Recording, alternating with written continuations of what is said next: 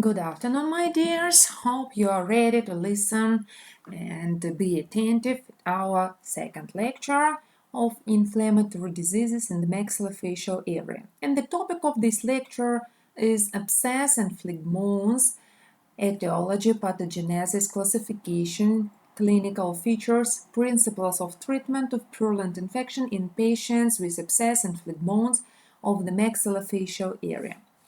And let's start.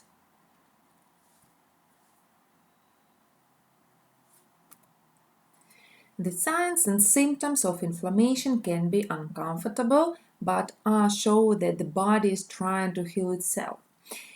In clinic of maxillofacial surgery, and the odontogenic inflammatory diseases are one of the most widespread kinds of the pathology.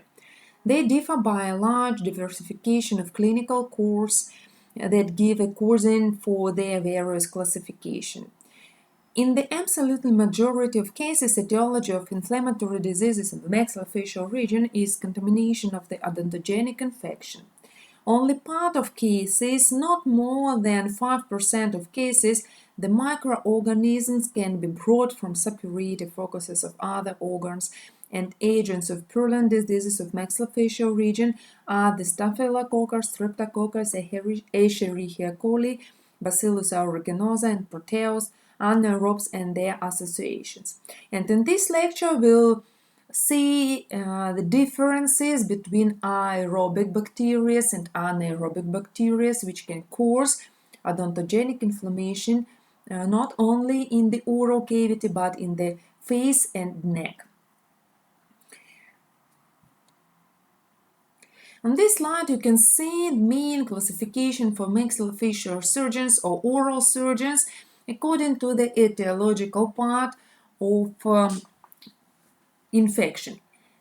This infection can be odontogenic and stomatogenic, and I hope that it's understandable that this infection originates from the tooth or surrounding tissues and non-odontogenic. For example, infected traumas, dermatogenic, otogenic, cutaneogenic, tonsillogenic, rhinogenic, sialogenic, and a lot of other structures can be as a primary cause of infection or site of infection, and this infection can spread to other parts of the face and neck and cause non-odontogenic infection.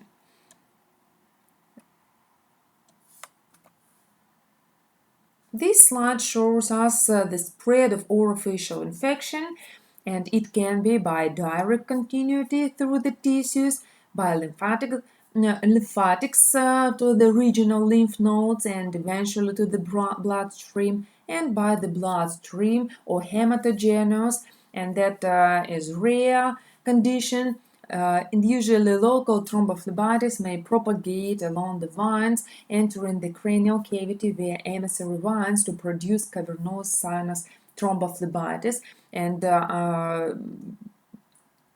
on previous lecture, we talked about this part of complication of odontogenic infection in the maxillofacial area. Or it can be as a development of embolic abscess. The knowledge of anatomy of facial spaces is essential for correct diagnosis and treatment of head and neck infections because both facial and cervical fascia work as an effective barrier against the spread of infection in this region. Once these infections occur, they are often difficult to assess accurately by clinical examination and conventional radiographic techniques, and the outcome may be serious and potentially life-threatening. Infections originating in the facial planes of the head and neck spread downward along the cervical fascia, facilitated by gravity, breathing, and negative intrathoracic pressure. Knowledge of the facial space and facial planes is essential for understanding the propagation pathways, symptoms, and complications of the infections. Although the pattern of spread varies among patients, a relatively constant trend in distribution of the infection to the spaces seems to be evident. The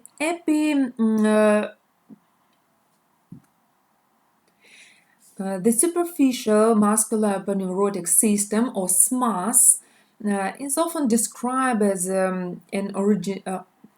organized fibrous network composed of the platysma muscle, parotid fascia, and fibromuscular layer covering the cheek. And I prepared for you the next slide according to these fascias. This system divides the deep and superficial adipose tissue of the face and has region-specific morphology. Anatomically, the SMAS lies inferior to the zygomatic arch and superior to the muscular belly of the platysma. The fibromuscular layer of the SMAS integrates with the superficial temporal fascia and frontalis muscle superiorly and with platysma muscle inferiorly. This mass is even often described as a fibrous degeneration of the platysma muscle itself. Some studies clearly demonstrated that the masticatory space is the most relevant site of the odontogenic infection spread. Taken together with the finding that the masticatory space encompasses the posterior mandibular body, ramus, and part of alveolar bones of the maxilla, this suggests that the masticatory space may be the initial site of spread of odontogenic infection. This contention was further supported by the finding that mandibular infection more frequently involved in the masseter and the medial pterygoid muscle located in the lower compartment of the masticatory space where the mandible is included. Then temporalis and the lateral pterygoid muscles, which are located in the upper compartment of the space where the part of the maxilla is included. And the spaces adjacent to the masticatory space are the parotid space posteriorly, the parapharyngeal space medially, and the submandibular and sublingual spaces inferiorly. The parapharyngeal space occupies the central position among the masticatory, parotid, and carotid vascular spaces. Therefore, infections in the parapharyngeal space may originate from any adjacent space. A fascia extends from the posterior superior margin of the medial pterygoid muscle to the base of the skull to separate the masticatory space from the parapharyngeal space. In this way, it is possible to believe that infection spreading from the masticatory space into the parapharyngeal space may pass via the medial pterygoid muscle. The parotid space about the posterior masticatory space and is enveloped by a layer of the deep cervical fascia. The retropharyngeal space connects the skull base to the upper mediastinum and contains loose fatty tissues in its infrahyoid portion. Thus, the retropharyngeal space is considered to be important due to its proximity to the airway and because infections in this space may cause mediastinitis, bronchial erosion, and septicemia. And you can understand that these are the most widespread and serious complications of different odontogenic abscesses and phlegmones or infections, as we can call it in common, in the maxillofacial area. So, the vertebral and vascular spaces are thought to be rarely involved by head and neck infection. The infection spread occurs when accumulated pus perforates bone and the weakest and thinnest part, and in the mandible, the lingual aspect of the molar region represents the easiest way. If odontogenic infection perforates this portion of the bone, it will spread into the sublingual and submandibular spaces. As these spaces are partially separated by a thin sheet of mylohyoid muscle, infection in either space easily spreads into other. It's generally believed that the midline enables free communication from either the sublingual and submandibular space. And in this slide you can see spread of odontogenic infection which are lied nearby the mandible, and you can see that there are primary spaces and secondary spaces. So primary spaces that are spaces which are connects with the mandible without any other spaces between them. Secondary spaces connects to the mandible by some other spaces or through some other spaces. So primary spaces are submental, submandibular, sublingual, and buccal spaces. And secondary spaces, they are submesenteric, pterygomandibular, and temporal spaces in which we can find odontogenic infection from the mandibular teeth. Delineating the maxillary spread pattern is quite difficult because limited data is available regarding its infections. Nevertheless, it is plausible to consider that the observed difference in the spread of profile between maxillary and mandibular infections may be due to differences in the distance between the original focal area in the jaw bones and each of the species. For instance, maxillary infections was associated with temporalis muscle involvement more often than mandibular infection. Maxillary infection also spreads first to the masticatory space, but temporalis and lateropterygoid muscles are predominant targets for the infection. Involvement of the sublingual and submandibular spaces is rare. There are complex pathways which allow infection to spread along the facial and neck structures. And let's go to the next slide and see the pattern of maxillary infection spread differs from that of the mandible.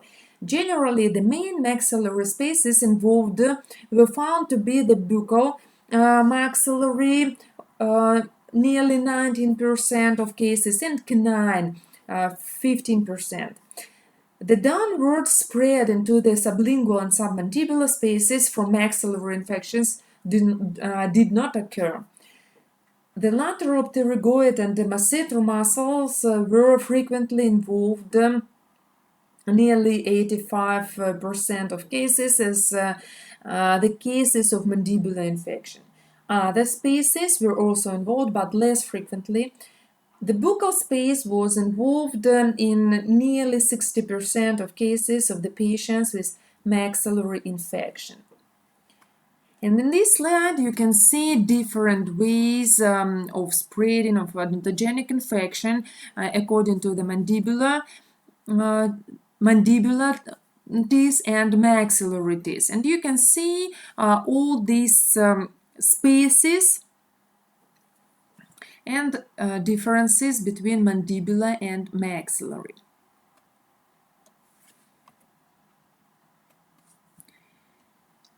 So, sorry, to see this slide. Okay. The sequence of odontogenic infection spread that most commonly occurs is, and you can see it on the slide, the first one, the masticatory space in the primary site of spread from mandibular infection. The parotid and parapharyngeal or pharyngeal spaces are the secondary site of spread from the masticatory space. Mandibular infection spreads directly to the sublingual and submandibular spaces, and maxillary infection spreads to the deep facial and neck spaces in a different way from that of the mandibular infection. On this slide, you can see different areas or spaces in the maxillofacial area, and you can see signs according to each space. And how can we see that there is some inflammation of this area? Of course, odontogenic inflammation. Invasive dental manipulation is known to cause bacteremia and generally considered a high-risk procedure for the spread of infection in susceptible patients. The main origin of the maxillofacial infections are odontogenic, and these should be clear for you and understandable for you because that is the most important or even essential part of not only of course inflammatory diseases, but in most cases inflammatory diseases of the face and neck. They followed by trauma, immunosuppression, pathologies, and other causes. The most common dental procedures that precede an odontogenic infection complications are tooth extraction, endodontic treatment, dental implant surgery, restorative treatment, and dental plaque and calculus removal, for example, due to the surgical curettage or open type of the curettage. Lower third molars are more frequently involved in odontogenic infection and when compared with other teeth. An impacted mandibular molar, third molar, is one of the most frequent causes of odontogenic infection due to the impactions. And in the second level of this frequency of the infection, that is impacted maxillary canine. Moreover, in semi-impacted third molar results in odontogenic infection more commonly than fully erupted or completely impacted molars. Third molar removal is one of the most regular dental velar surgical procedure, so it can prevent, or it should be done if there is some type of odontogenic infection due to this semi-impaction of wisdom tooth. The fascia of the neck are glossally and divided into two separated layers, the superficial fascia and the deep fascia. And from this part of the lecture, on this part of the lecture will be about different facial spaces in the maxillofacial area. I try to prepare for you understandable pictures and schemes in order to understand the main difference and spaces in the facial area, maxillofacial area and neck. About all these spaces we'll have practical classes and we'll talk about them more accurately. The superficial fascia is actually a component of fatty subcutaneous tissue, while the deep cervical fascia is divided into three layers: the superficial layer, visceral or middle layer, and the prevertebral or deep layer. The deep cervical fascia plays an important role in determining the location of and course of the spread of infection within the soft tissues of the neck. The infections that commonly affect head and cervical areas are frequently from odontogenic origin and to a lesser frequency proceeding from foreign bodies or trauma to this region. The knowledge of the relevant facial and cervical anatomy of the fascia and face is essential for today's clinical practice, allowing the precise and successful diagnosis and, of course, the treatment. So, in this slide, you can see fascias of the neck, and as I said, two different superficial fascia and deep fascia. And deep fascia, three layers, and I try to find for you picture with different colors in order to understand the main differences and locations of these layers of superficial and deep fascia. And let's start from the superficial layer of deep cervical fascia, and it encircles the neck, enveloping the sternocleidomastoid and trapezoid muscles and the muscles of mastication, along with the submandibular and parotid salivary gland. It extends from the nuchal line to the skull mastoid process and mandibular inferiorly to the scapula clavicle, and lower cervical vertebrae. The middle layer of the deep cervical fascia includes the anterior fascia of the neck, and that is thyroid gland, larynx, trachea, and pharynx, and the strap muscle. It attaches to the skull base and extends to the mediastinum, and you can see it in the picture C. And deep layer of the deep cervical fascia is divided into the prevertebral and ala divisions. The prevertebral division tightly encloses the spine and paraspinosus muscles. Ventrally, it lies immediately anterior to the vertebral bodies, forming the anterior wall of the prevertebral space. It extends from the base of the skull to the coccyx. The ala division, and it is shown in this slide, ala division of the deep layer, or as a deep layer of deep cervical fascia, lies between the prevertebral division and the middle layer of the deep cervical fascia. It extends from the skull base to the mediastinum. The carotid sheath is made of contributions from all three layers of the deep cervical fascia and envelops the carotid artery, jugular vein, and vagus nerve. So in this slide you can see all layers: superficial layer or subcutaneous tissues, middle layer of deep cervical fascia, superficial cervical fascia, that is superficial fascia, middle, and the next one is superficial layer of deep fascia and deep layer.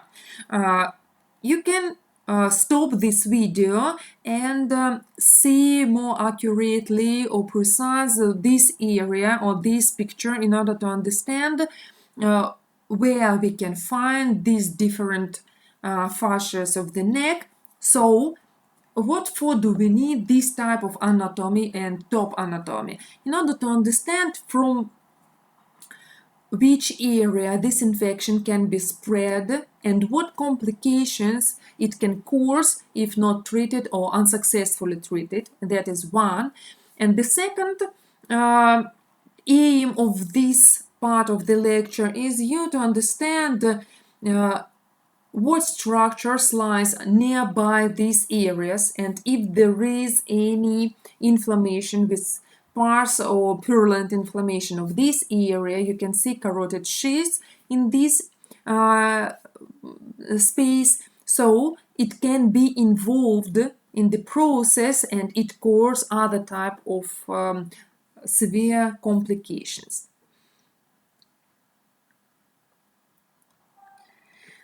So the next slide shows us fascias of the neck, and you can see different species. The same, they are colorful, so it may be more understandable to understand, or more understandable to clarify where they are, these species, and how can we diagnose and treat patients with inflammations, odontogenic inflammations of these species. And let's see, let's start from parapharyngeal space.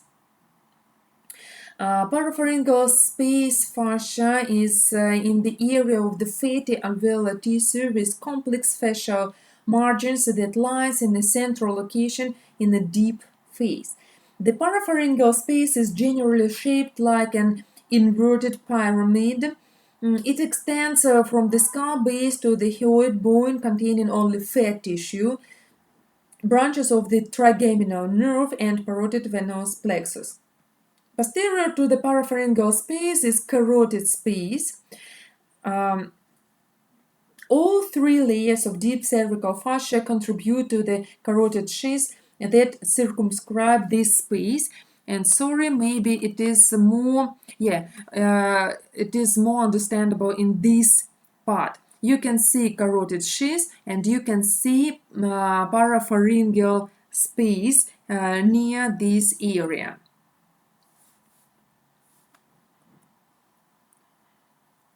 carotid space, that is a neck deep space, and it extends from the skull base to the aortic arch. Its suprahyoid contents include the internal carotid artery, jugular vein, cranial nerves from 9 to 12, and deep cervical lymph node chain.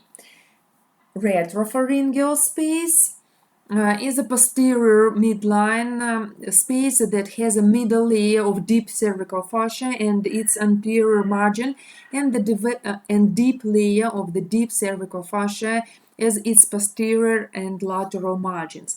It extends from the skull base to the level of the T3 vertebral body. Danger space, and danger space we can see on the next.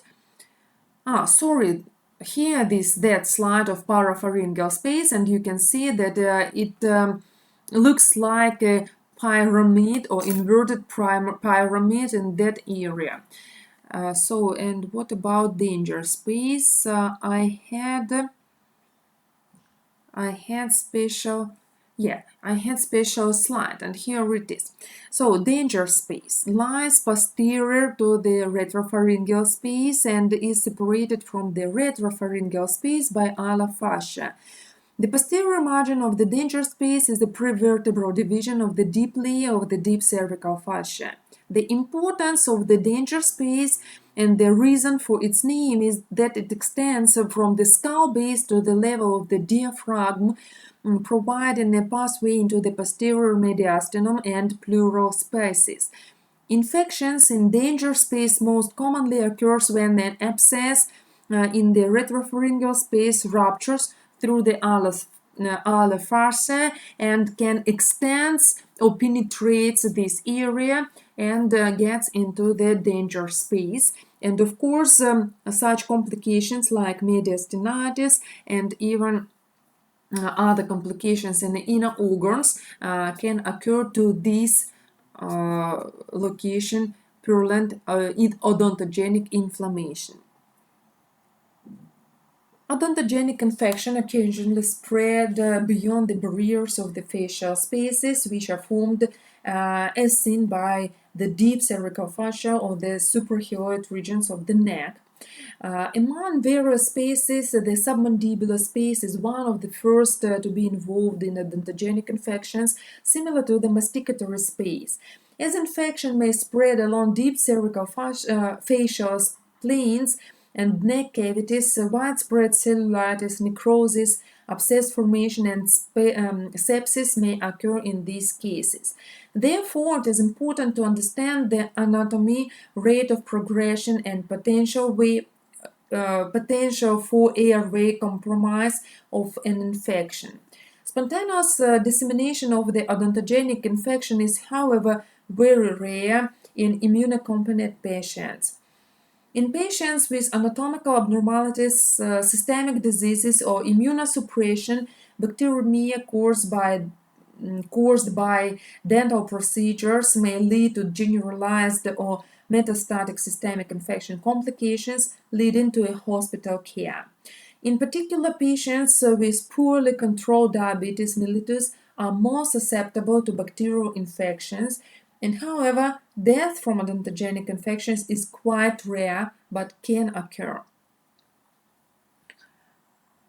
On this slide, you can see different locations of odontogenic infection, and a little bit later I will differentiate what are abscesses and phlegmones, and all these infections are odontogenic infection.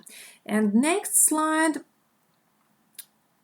I decided to remind you about different causes of inflammations, not only odontogenic inflammations, and they are harmful bacteria, and bacteria can be aerobes and anaerobes. Viruses, fungus, and different physical factors can cause inflammation. Of course, that physical factors can be odontogenic and non-odontogenic, but let's see the difference between odontogenic infection, which is caused by aerobic and anaerobic bacteria. And what are anaerobic bacteria? They are the part of the normal flora of the human skin and mucosal membrane. The site of anaerobic infection is commonly the site of normal colonization. The spectrum of infection ranges from local abscesses to life-threatening infections. Anaerobic bacteria differ from aerobic bacteria in their oxygen requirement, and oxygen is toxic to anaerobes, which can be explained by the absence of enzymes in the anaerobes to catalyze, superoxidize, desmutize, and peroxide enzymes. The diagnosis requires clinical suspicion and proper microbiological identification. This activity examines when these conditions should be considered on the differential diagnosis and how to evaluate for it properly. Anaerobes are fastidious organisms and are difficult to grow if proper collection and culture methods are not used. The diagnosis requires clinical suspicion and proper microbiological identification. And in this slide, you can see different anaerobic culture, and I hope you remember about culturing of different types of bacteria. So you can see that these cultures are quite different from aerobes. It can be, for example, blood agar or egg yolk agar or ethylene agar in order to rise these aerobic bacteria. And of course, we need anaerobic jar.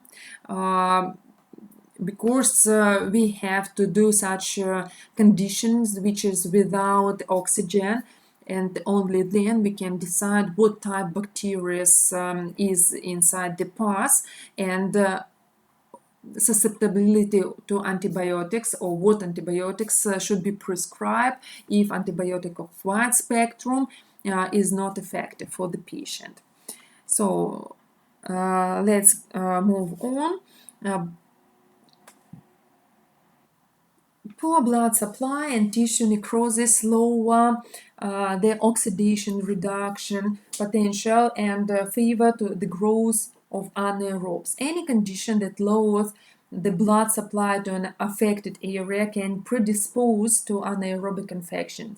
Therefore, presence of foreign body, malignancy, surgery, edema, shock, trauma, or maybe some other chronic infection or vascular disease may predispose one to the anaerobic infection, the same. Based on oxygen requirement, bacteria can be divided into following groups, and you can see this list or table on the slide.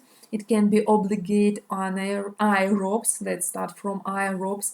They require oxygen as a terminal election acceptor and do not have any other source of energy such as fermentation. Obligate aerobes.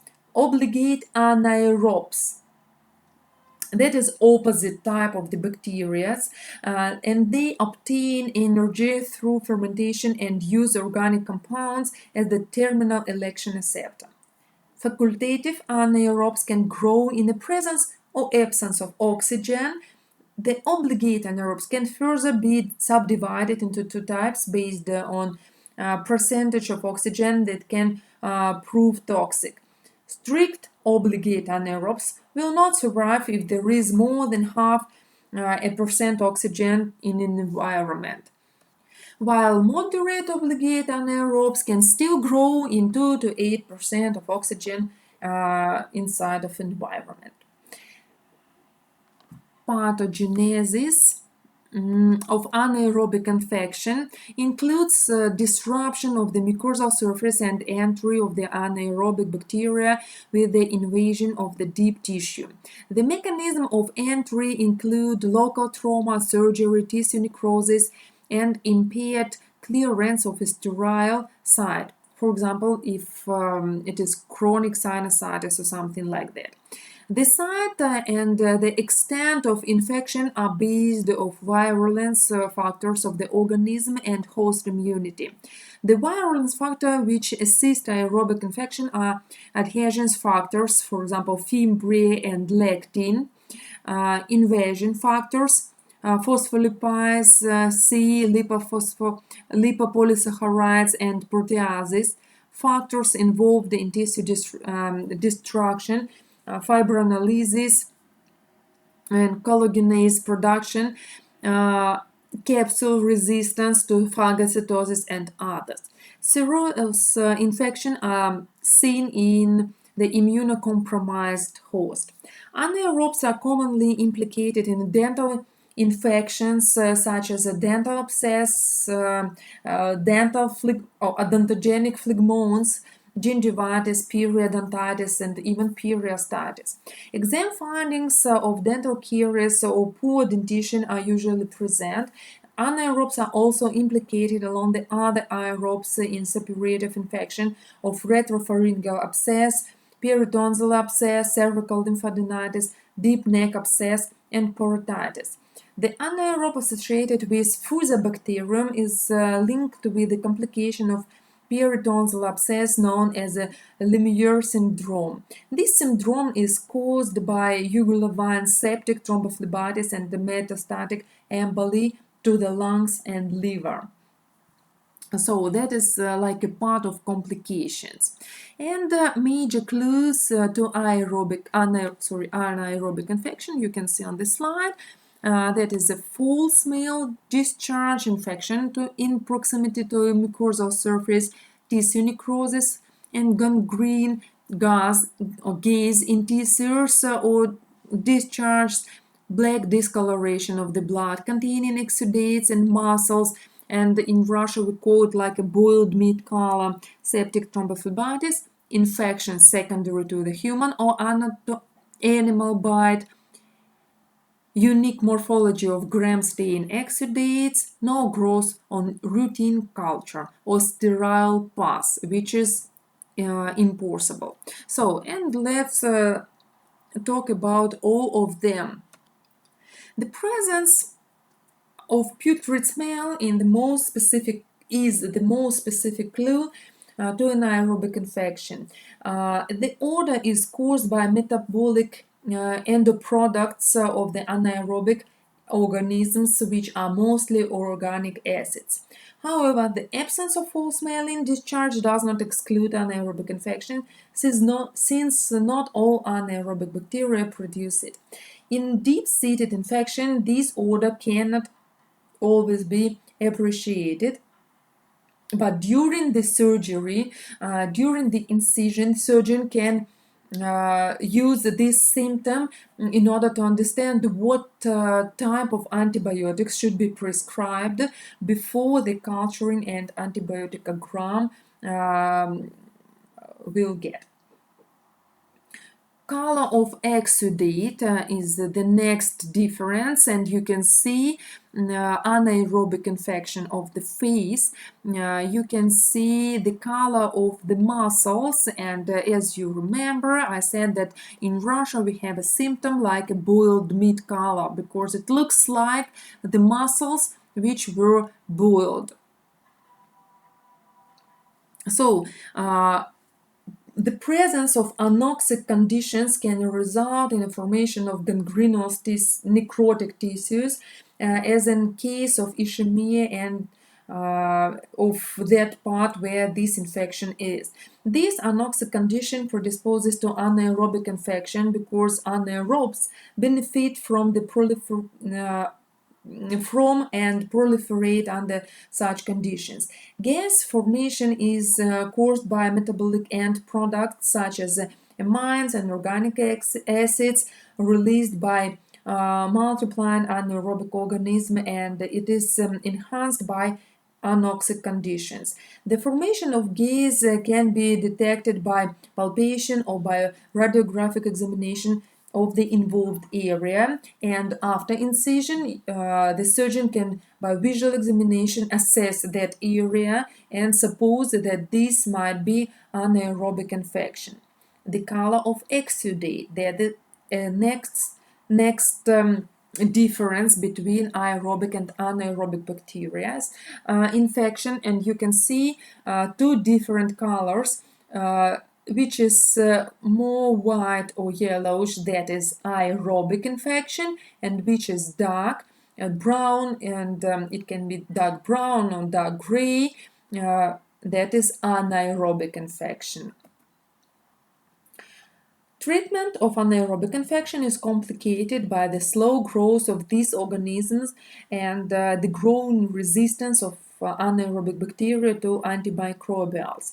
The primary role of antimicrobials is to limit the local and systemic spread of infection. Surgical drainage is of primary importance. This includes debriding of necrotic tissue, draining the pus, improving circulation, alleviating obstruction, and increasing tissue oxygenation.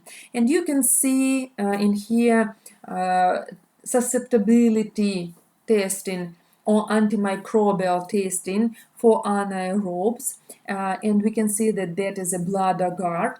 And the next slide, you can see surgical drainage, and you can see a lot of tubes. That is a passive draining, but these tubes have two main roles. The first role, that is draining the infected area and providing the pass from inner layers to superficial layers and outside from the tissues. And the second role, through this drainage, oxygen can reach to the deep tissues, and if anaerobes are suspected. So that may be as a one part of treatment.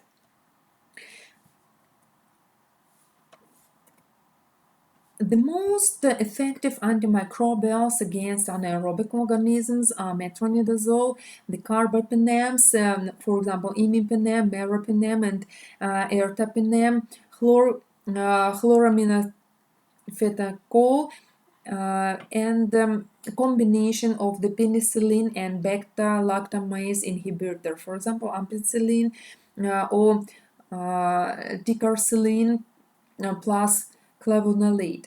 So all these antimicrobials you can see on this list or in this slide. And what about metronidazole? Metronidazole has excellent activity against gram-negatives such as bacteroids. Its activity against gram-positive is good, although less reliable. Metronidazole has excellent bioavailability, nearly 100%, and it penetrates well into the tissues, including the central nervous system, abdominal and oral cavity. Metronidazole gives a metallic taste in the mouth, which is frequently cited as a reason of discontinuation. Clindamycin is active against many anaerobes. The resistance of clindamycin to Bacteroides fragilis is increasing, and it is less reliable as compared to metronidazole, penicillin, beta-lactamase inhibitor, or carbapenem. Clindamycin, whether administered intravenous or orally, penetrates well into the tissues, including abscesses, phlegmones, bones, joints.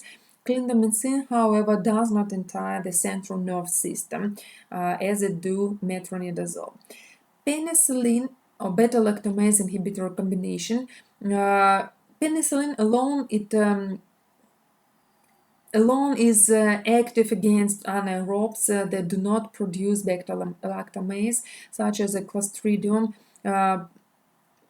However, most gram-negative anaerobes produce beta-lactamase, and combination penicillin, such as oral amoxicillin, clavulanate, or intravenous or intramuscular, even ampicillin or ticarcillin and piperacillin can be used. Second generation cephalosporin. Regarding cephalosporins, the second generation cephalosporins of cefoxitin, cefatitan, or cefmetazole are more active against Bacteroides fragilis. However, given increase in resistance, they are not recommended as empiric treatment. It is commonly used in surgical prophylaxis. Carbapenems have excellent activity against anaerobes as well as aerobes involved in intra-abdominal and intraoral maxillofacial mediastinum sites and even as sites such as CNS. Meropenem is slightly more active than imipenem against gram-negative bacteria, but we can't use in everyday practice these types of antibiotics because that is the last level of antibiotic therapy. Hinolones have good oral absorption and tissue penetration. However, resistance is increasing and they should be reserved for children with beta-lactam allergy. Hinolones with activity against anaerobes include levofloxacin and moxifloxacin. And let's start the next part according to the differences between abscesses and phlegmones in maxillofacial area, but of course, certainly this difference is not only for this area. So, odontogenic abscess, what is it? Abscess is circumscribed collection of the pus in a pathological tissue space. A true abscess is a thick-walled cavity containing pus. The layer of granulation tissue forms the pyogenic membrane, which delimits abscess from adjacent tissue and can produce of course, maybe that is not true, but it can produce the pus. Why that is not true? Because pus, that is a collection between white blood cells, neutrophils, leukocytes, monocytes, germ cells, and bacteria or antigen, which is the main cause of infection. That is a pus. So pyogenic membrane does not produce the pus. It can provide blood cells into that area where antigen is, and the field of the fighting is the abscess. What is phlegmone? Phlegmone is a purulent cellulitis. That term you can find in English literature, and phlegmone, that is most Russian-speaking term, but in nowadays this terminology you can find in literature too. That is widespread festering inflammation of the cellular tissues without limitation of suppurative process. So the main difference between abscess and phlegmone, that is a presence of the capsule or limitation of inflammation and healthy tissues. Among the agents of phlegmones and abscesses in the maxillofacial region, the staphylococcus has leading role because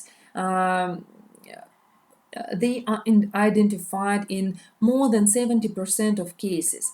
They arise up as a result of distribution of infection from apical tissues during the exacerbation of chronic periodontitis, of the deciduous or permanent teeth, suppuration of radicular cysts. They accompany the acute and chronic osteomyelitis, develops as a complication of acute periostitis of the jaws. So all that inflammation about which we were talking in previous classes and previous cycles may be as a cause, as a pathogenesis, as etiological factor, formation of abscess or phlegmone, of course, of odontogenic origin.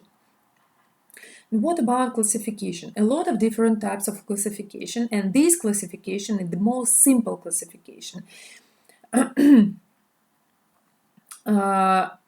By clinical course, the patients with phlegmones conditionally divided into three groups. First group that is the group patients with phlegmones which are localized in one anatomic region. The second group, patients with phlegmones which are localized in two and more anatomical regions. And a third group, phlegmones of soft tissue of the bottom of the cavity of the mouth, neck, half of the head, and phlegmones of temporal region, which combined with subtemporal and pterygopalatine pit of fissure. Other classification you can see on the slide: phlegmones and abscess of the maxillar region, that is the first part, mandibular region, second one, bottom of the oral cavity, a third, and tongue and neck, because they are deep spaces. And the last can be, for example, parapharyngeal space, retropharyngeal space, carotid triangle, or danger space in this area, or in this part of this classification. The most simple classification for students, they are superficial and deep or profound abscesses and phlegmones. And all these classifications we'll talk about on our practical classes. But now, in order you to better understand this material and maybe to make it more easy to understand, let's talk about differences between superficial spaces and deep spaces, abscesses and phlegmones of these different spaces. The same pathways or spread of odontogenic infection, as you saw it previously this lecture, but let's have a few words in order to remain this material. Odontogenic infection followed the path of the least resistance. A periapical infection may perforate the nearest of the weakest cortex and travel along the soft tissue initially as cellulitis and eventually resulting in abscess formation. This abscess may drain spontaneously, extraorally or intraorally, and may involve one or more anatomically potential spaces. When this happens, it's known as a space infection. Let's see the same different infections. Deep facial spaces, and you can see colorful spaces according to this according to the localization of different infections. And what are the deep facial spaces? Lateral pharyngeal, retropharyngeal, pretracheal, danger or ala space, and prevertebral spaces. There are, of course, other types of abscesses and phlegmones, and let's see the next classification. According to the localization, mild spaces, vital structures and airway may be mildly threatened. So what are these areas or regions or spaces? Subperiosteal, infraorbital, buccal, and vestibular.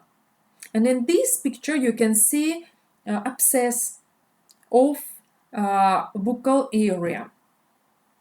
Moderate, airway may be compromised, and of course such a severe complication can be found in these patients. And what are these spaces?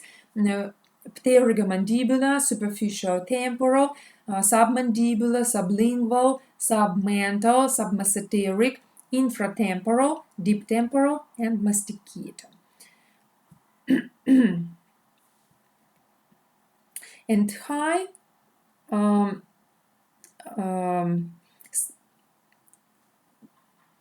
what does it mean, high? High means that the evidence of complication, vital structures or airway under directed threat. Lateral pharyngeal, retropharyngeal, danger space or ala space, pretracheal, cavernous sinus thrombosis, intracranial infections, for example, brain abscess, mediastinal infection or mediastinitis, and prevertebral infection, or infection near deep layer of the deep fascia of the neck.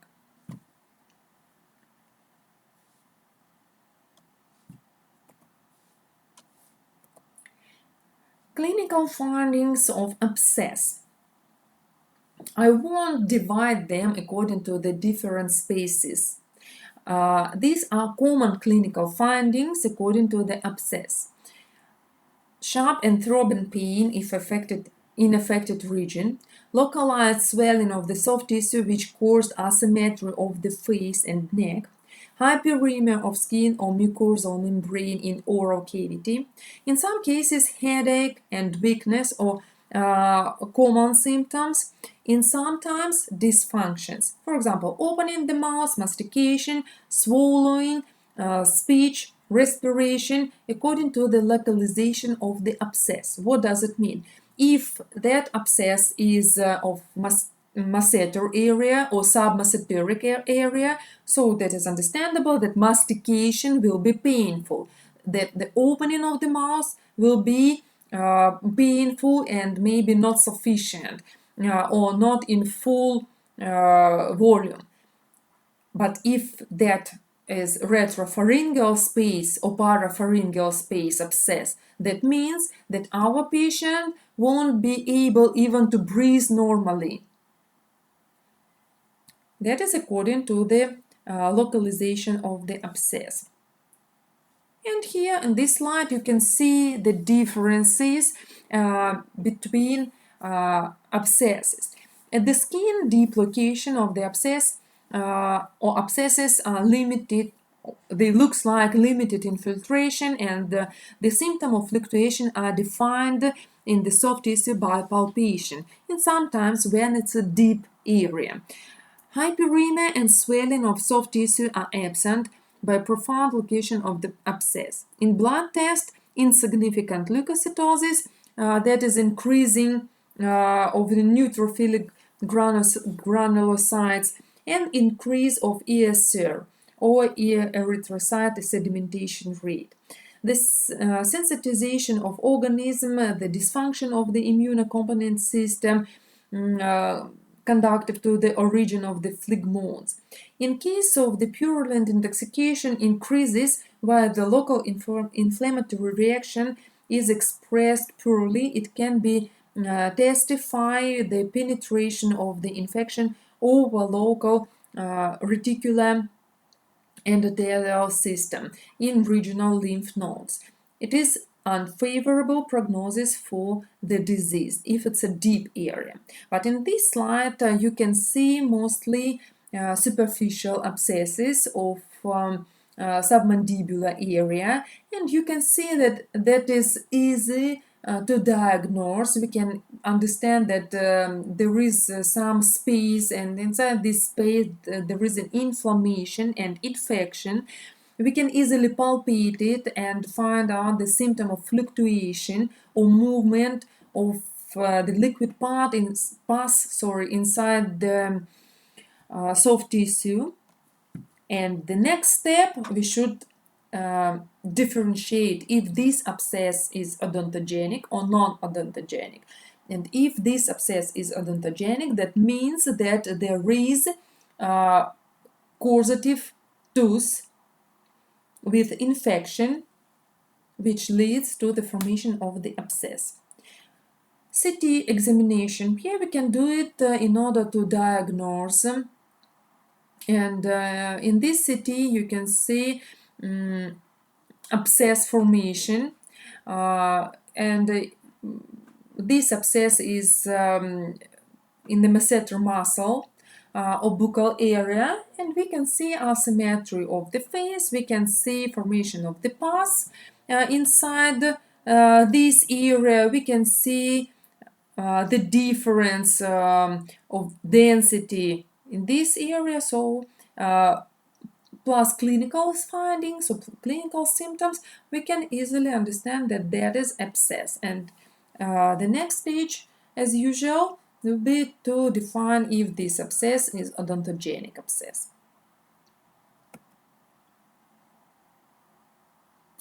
phlegmon.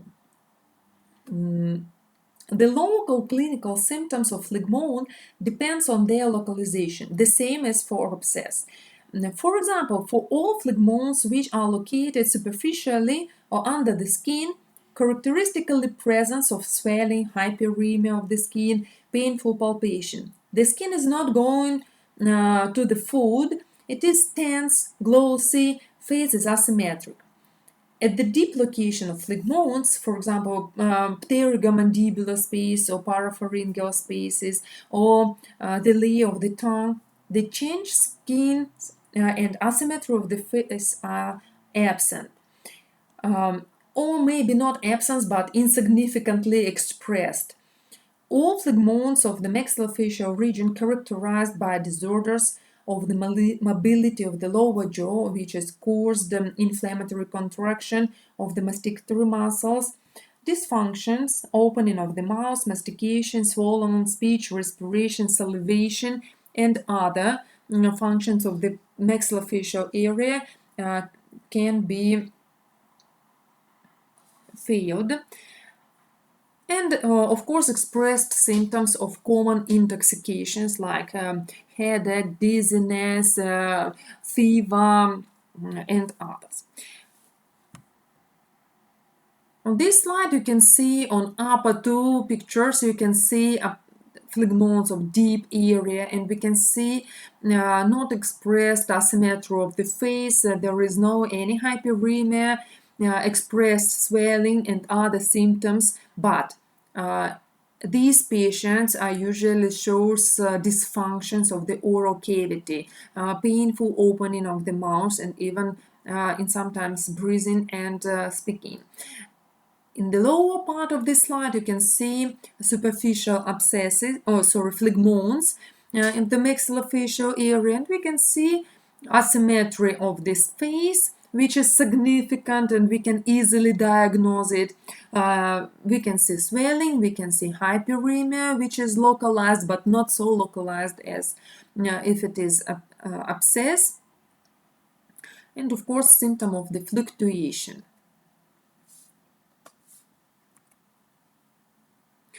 The same CT examination can be done. Of course, that is not so cheap as X-ray, for example, and we have to do X-ray in order to understand if they are causative tooth, or can we put a diagnosis as odontogenic phlegmon in this area. And on this CT, we can see the same. We can see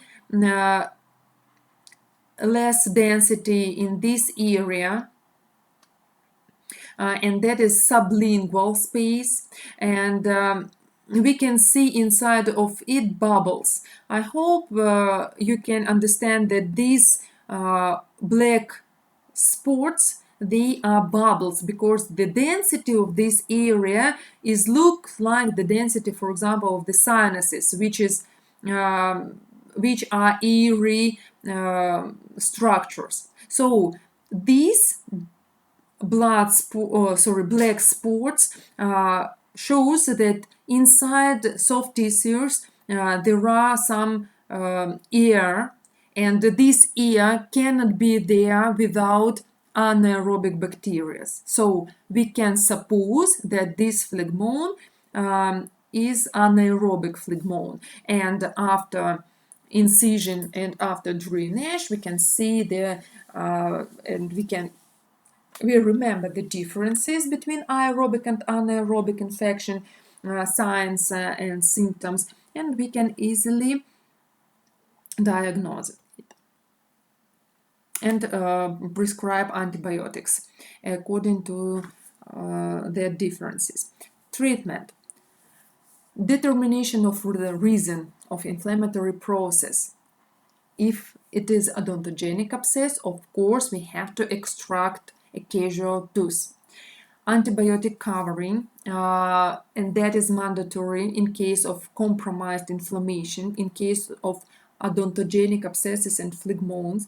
And here we can choose different types of antibiotics. We can use different ways to use antibiotics. We can prescribe, for example, forms orally, and we can prescribe intravenous or intramuscular injections for patients who can't swallow normally, who can't open his mouth normally, and has, for example, deep abscesses and phlegmones, or abscesses and phlegmones of deep areas.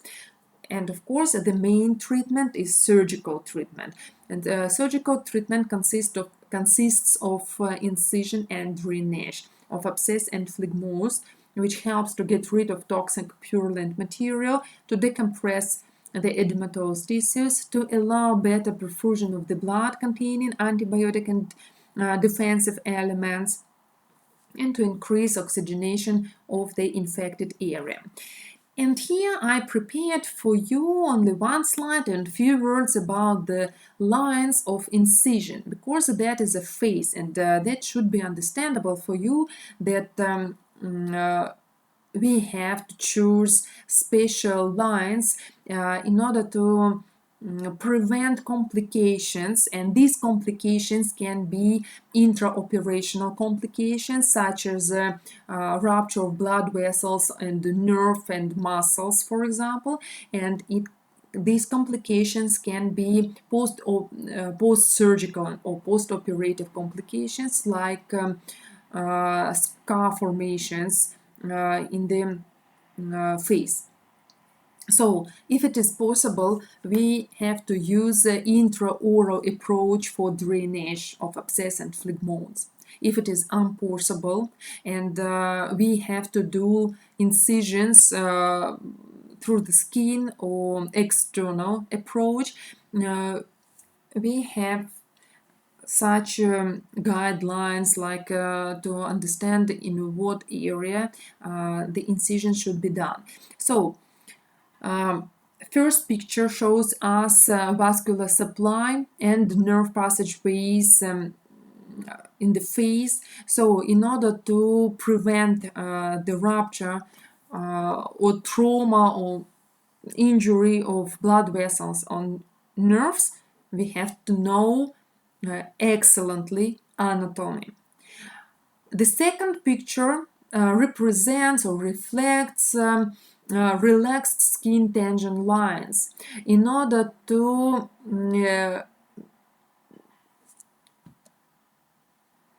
hide or camouflage post-operative scar, which will be not so aesthetical, because as you understand, the wound healing process will be going as a secondary intention process, so the scar may be wide and abnormal. And this slide shows us the stages of surgical treatment of abscesses and phlegmones. And in this slide, I showed you a patient with phlegmone of the floor of the mouth or bottom of the mouth, but the same stages are for abscesses. And what can we see? The first picture shows us the clinical symptom of the phlegmone. We can see asymmetry, we can see insignificant hyperemia of this area. The second picture shows us antiseptics or preparation of the operational field for injection. The next, that is a covering of operational field, and you can see the sterile material with what our patient is covered. And the next, you can see the injectionable anesthesia, and that is a field anesthesia because we injected in a soft tissues without any nerve bands or in this area. But what is strange, we can see the lines, green lines, which are done before anesthesia. And the main reason why we draw these lines on the skin is in order to have some anatomical landmarks, and we have to do it before anesthesia because the volume of soft tissue will be enlarged due to the volume of anesthetic. So in order not to lose the anatomical landmarks and to do the incision in the right way, we have to do these landmarks before anesthesia. The next, you can see the scalpel in the hand on the surgeons, and the incision is done. And the next stage, that is drainage. Drainage as a verb for getting rid of the pus which is inside this area.